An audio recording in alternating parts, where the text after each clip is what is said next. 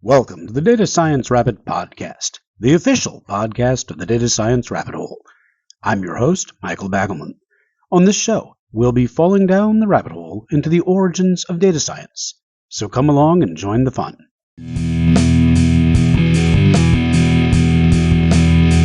The Data Science Rabbit Podcast with your host, Michael Bagalman.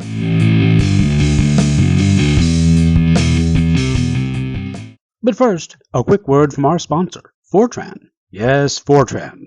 Don't you forget about me. Fortran wants to remind you that it can still be useful, occasionally. It may not be flashy or new, but for fast computation, it gets the job done. If you're using NumPy, under the hood, you're using Fortran. Cut out the middleman and join the Fortran community today.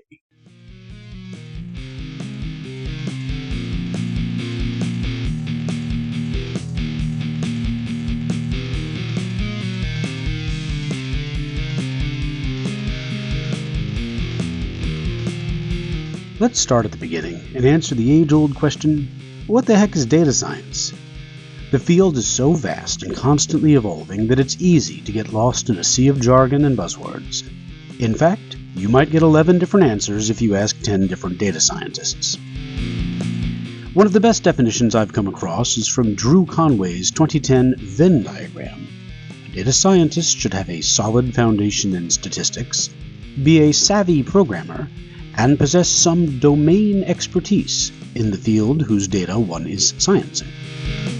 So, what's the big deal with data science anyway? Historically, data science emerged from statistics as a more practical and applied discipline. Think of it as a split between the mathematically inclined ivory tower statisticians and the roll-up-your-sleeves applied statisticians. Let me take you back to 1962, the year of the Cuban Missile Crisis, and the year James Meredith integrated the University of Mississippi. The year of the Beatles' Love Me Do, and of Andy Warhol's Campbell's Soup Cans, Marilyn's death, and Walmart's birth. Also the birth year of Jennifer Jason Leigh, Axl Rose, Lou Diamond Phillips, Matthew Broderick, and Flea. Probably other people too. Also in 1962, John Tukey, a Hall of Fame statistician, wrote a paper that rocked the statistics world. Tukey pushed back on the academic obsession with abstract mathematical theories and wanted to focus on using data to solve practical problems. He was all about analyzing real data, figuring out how to interpret the results, planning how to gather data, and using statistical ideas that actually applied to real-world questions. Tukey wrote, "For a long time, I thought I was a statistician, interested in inferences from the particular to the general. But as I have watched mathematical statistics evolve, I have had cause to wonder and to doubt." As though he were thinking, it would be so nice if something made sense for a change. And that's how data science split off from statistics, stepping through to the other side of the looking glass. But the focus on applied statistics was an interest of, quote, applied statisticians, unquote, not yet the fully fledged field we call data science today. Now let's acknowledge the origins of the literal phrase, data science. The phrase was first introduced in the 1960s and 70s by the Danish computer science pioneer Peter Nauer to refer to the science of managing and processing data. This meaning was different from what we understand as data science today. Nauer wasn't talking about analyzing data or making predictions, but rather the fundamental principles and techniques for handling data. Back to our story. Contrary to popular belief, data science didn't start in Silicon Valley. In fact, it began to emerge as a defined discipline in the early 90s in Japan. In a 1995 paper titled From Data Analysis to Data Science, Noboru Osumi noted how Japanese and French data analysts had been collaborating for years, culminating in a 1992 conference where the modern term data science first made its appearance, albeit in French. The first appearance in print of the term data science in English was in the title of the 1996 conference of the International Federation of Classification Societies, quote, Data Science, Classification, and Related Methods, unquote.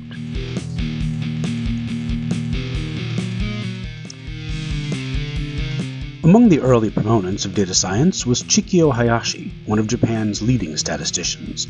Legend has it that Hayashi used the term data science at a talk at the previous year's conference and was asked during the Q&A what it meant.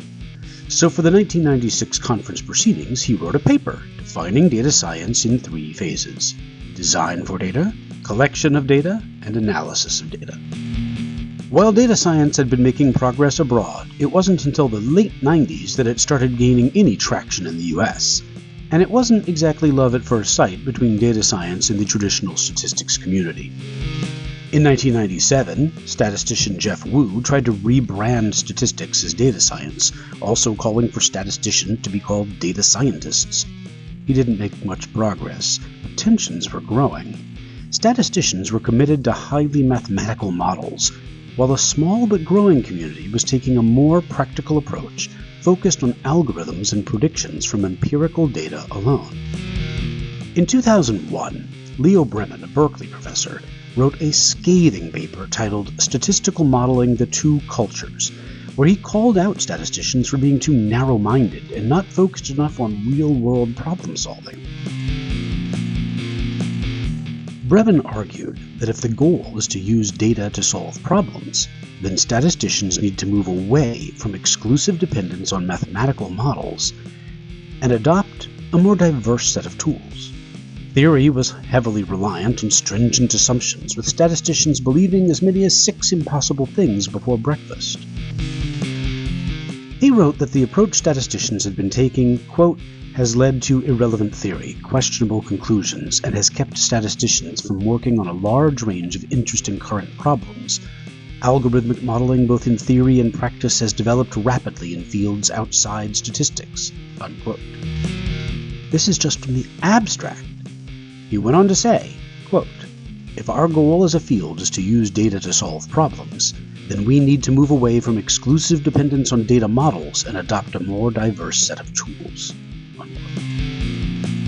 Also in 2001, Bill Cleveland, a statistician at Bell Labs, published a paper arguing that the field needed to expand substantially to analyze modern data, and proposed that this new field be called data science. Cleveland emphasized practical tools over theories, saying data science should focus on using algorithms, software, and databases to learn from data and produce real-world results. Over time, data science shifted from a split in the statistics community to a tool-based field leveraging databases, software, and algorithms. For example, computer scientist Tin-Kam Ho published influential machine learning research in the 1990s, while still running a Bell Labs department called Statistics and Learning Research. But as data volumes exploded in the 2000s, maintaining massive databases across multiple servers became a daunting task, requiring computer science and engineering expertise. The emphasis on tools would be crucial for the field's development. So far, we've talked about this supposedly practical field growing mostly in academia, but the real fun started when data science began to seep into the private sector. Google's paper on the Google file system in 2003 kicked off a flurry of activity in the data world. And it was good timing, too, because the amount of data in the world was growing faster than Alice when she ate the cake. Programming languages like Python were around for a while, since the 80s, but it wasn't until the early and mid-2000s that Python started making strides in the data science world. And let's face it, free and scalable are the most attractive words in any industry. What really put data science on the map was the Netflix challenge in 2006. They threw $1 million out there for anyone who could come up with a better recommendation algorithm than they had. That's right, $1 million.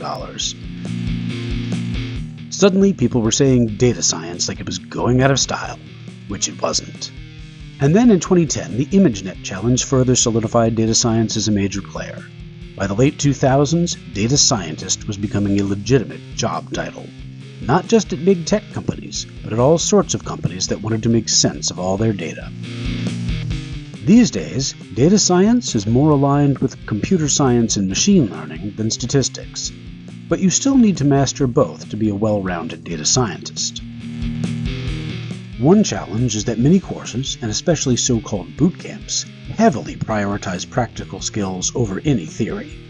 While helpful for quick gains, this may not provide the strongest foundation. University programs led by computer science tend to emphasize algorithms and programming over statistics and domain knowledge.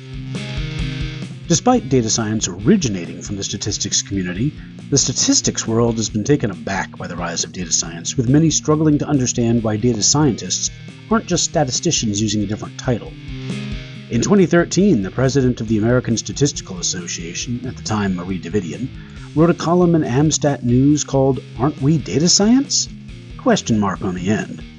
A response by Randy Bartlett a few months later was, "We are data science." Period on the end. Even the president of the Institute of Mathematical Statistics, Ben Yu, called for statisticians to, quote, "own data science," end quote, in a 2014 address, using the phrase, "compute or concede." To some extent, statisticians conceded. But remember, please, data science is not just machine learning or Python programming. It encompasses a range of activities, including data engineering, data analysis, and modeling, all with the goal of extracting value for practical application. While computer science departments currently lead data science training, there is still room for statisticians to contribute, as well as experts in other fields like business schools or the sciences, who bring domain knowledge to the table. And that wraps up our journey into the origins of data science. I appreciate your listening to the Data Science Rabbit podcast. Learn more at datasciencerabbithole.com.